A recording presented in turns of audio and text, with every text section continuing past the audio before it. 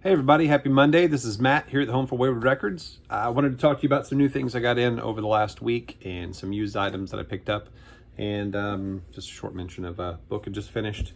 So yeah, let's look at the new things that came in, starting with one from a little bit ago. So since I talked about SST in a video last week, I kind of got looking through some of the bands that had picked up the rights to their own catalog again.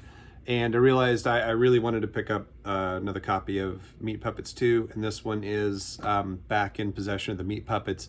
This is such a good record and just such a crazy document of a certain band and sound and time. And I wanted to get a better copy than the one I had, and one that the money went back to the Meat Puppets. So Meat Puppets 2, if you haven't checked this out, probably some of you, if you haven't heard it, you've at least probably heard the Nirvana covers on Unplugged. So, but you should really check out the actual LP itself because it is fantastic. So that's one. Some new things that came in the last week. The Eddie Vedder Earthling finally came out in a full release on vinyl.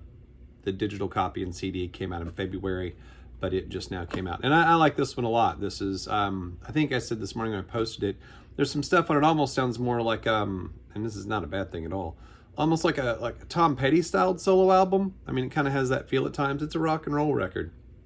There's not a lot of Pearl Jam sound on there per se, but it's a really good album, one that I think really kind of shows you Eddie away from Pearl Jam. It's not ukulele songs or soundtrack. It's actual just him doing a rock record. Andrew Watt is on bass, the producer. Josh Klinghoffer, who was in Red Hot Chili Peppers and is now on tour as an extra guitar player and tech for Pearl Jam, is on here, and Chad Smith's the drummer. So it's a really good band behind him. So the new Eddie Vedder Earthling is finally out on vinyl. The Slipknot reissue campaign keeps rolling on. Chapter 5 came out. 4, I think, has been delayed a little bit. It's supposed to come out next month. 3 just kind of came out, and there's another pressing of 3 came out, but 5 slid in, so that one's in. These have all been really good reissues so far.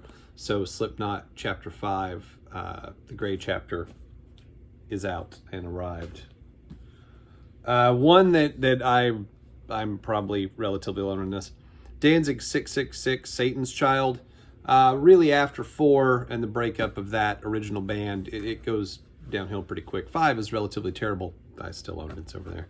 But 6 has a few songs on it I really like, especially song 2, Belly of the Beast.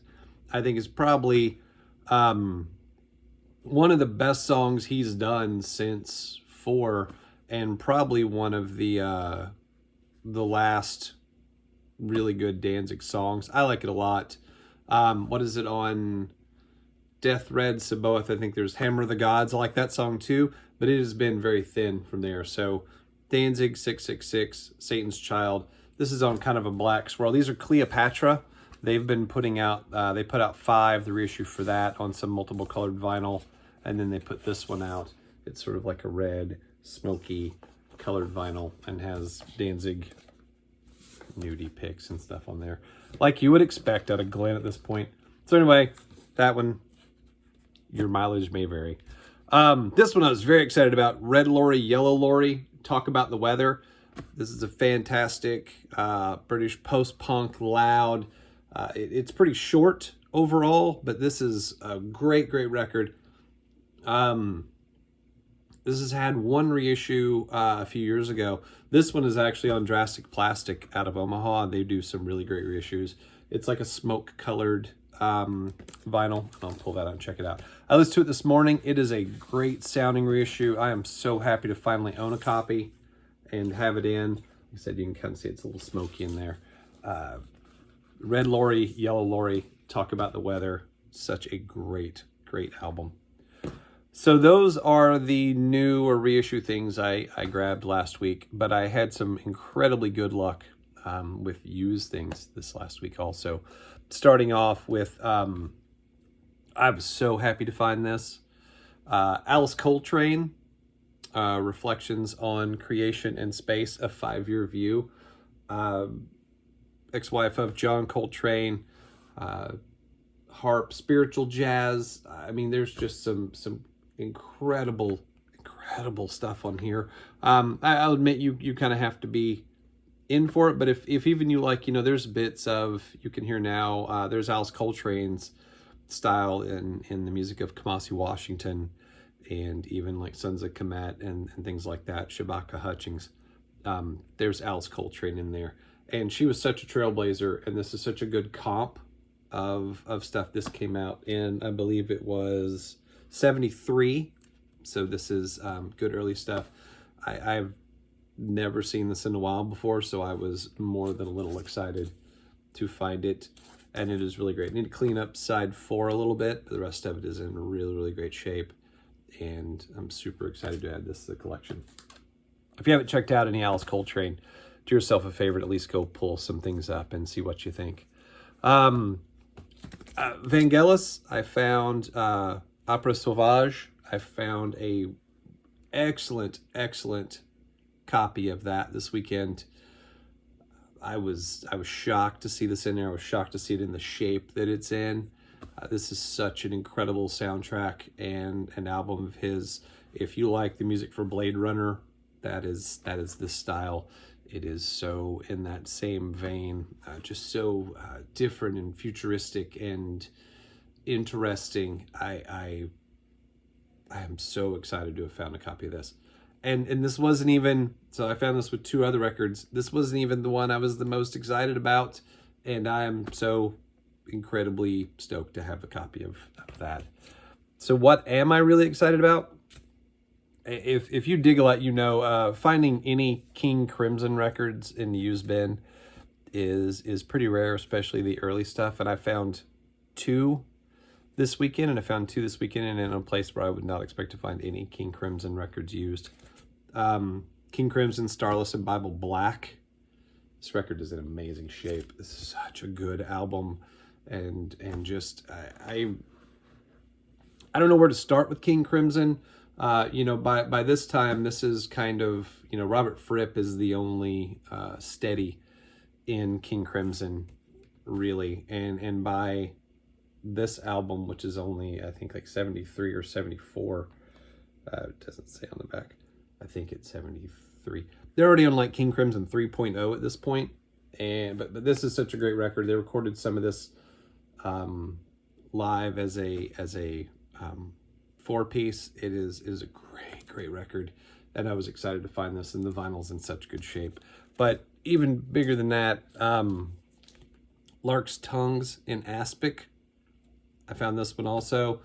Sleeve's a little dinged up, just a little bit in places, a little dirty, but the record is in amazing shape. My goodness, I put this up, put my headphones on, put this on, and I was blown away by this album. I mean, it's just such an incredible listen. Both these were not expensive at all. These were both sub 20, and I'm just shocked that both of these. So really, honestly, I walked into a shop expecting to not find anything great because I'd been in there like a few days before, and found 2 King Crimson records and a Vangelis record all at the same time. And that completely blew my mind. And I'm super excited. So all those came in the last week. So what else? I finished Bob Spitz's Led Zeppelin biography, which has led me, if you follow me on Instagram, I've been going through the Led Zeppelin records. 2 reasons. One, I don't bust them out all the time. And, reading the book gives you a little bit more insight in some of the recording sessions and the things that we're doing to get those. That was the part of this book I was interested in, is kind of the recording notes on some of this thing, or some of the albums. I got those Sennheiser headphones when I was in London, so listening to things kind of cranked up on those is just such an enlightening experience, because, I mean, just so much is in there, and those headphones are so amazing. So yeah, I was listening to this. I will tell you, if you read this book, the recording and the record industry parts of it, and kind of the things trying to get Atlantic to do certain things, like not put any band title or album title or song listings, or even the Atlantic logo on Led Zeppelin 4, and actually not even call it 4, to call it those 4 symbols. Just the fight in there. I will say that a lot of the other stuff in here, the 70s, 60s rock and roll excess, and then the stuff in LA, and there's some gross, even for rock and roll back then, there's some over the top, holy crap stuff in here that is pretty gross, pretty disgusting. You know, I guess you could say in some cases that's what it was back then, but I don't know if that, it's a lot.